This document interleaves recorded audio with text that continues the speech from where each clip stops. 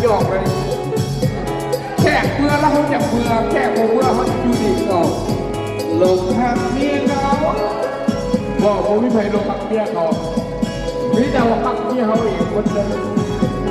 เฮ้ย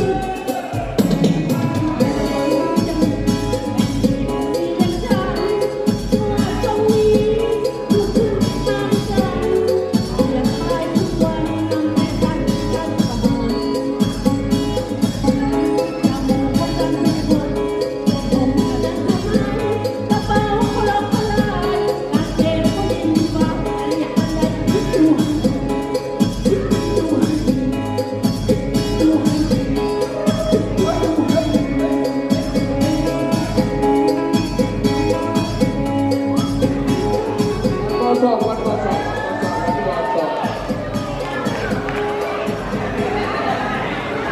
รับผลงานออกแสดงว่าที่คุณออกมา